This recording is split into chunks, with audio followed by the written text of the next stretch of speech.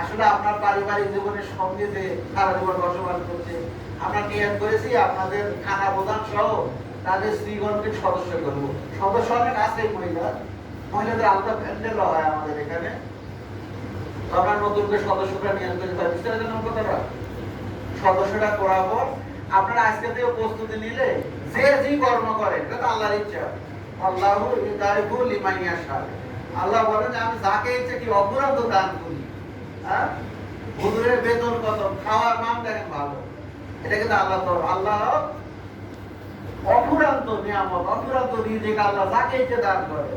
এটা আপনার টাকা আছে বলে আপনি খাইতে পারবেন তা না, আপনি ডাক্তার একটা 12 টাকা দিয়ে দিতে, সকালে একটা রুটি বেশি দুটো খাইতে পারে কিন্তু আপনি বেশি দিতে পারবেন না। ওই একটা রুটি তো আমি খাই আর চিনতে পারি, একটা খাবো না, আজকে খাই ডাক্তারের কথা। আর আল্লাহকে রিজিক দিয়ে রাখিছে, 5টা রুটি খাইতে 2 পয়েন্টে খায় আগে পেট ভরে নিয়ে আবার কপি চা খেতে গেছে। ওই আল্লাহ অপরান্ত রিজিক দিয়ে আল্লাহ বলে। যাই হোক, আমরা ইনশাআল্লাহ সবাই নিয়াত করবো, আমি চিঠি পাঠাবো বাড়ি বাড়ি ইনশাআল্লাহ।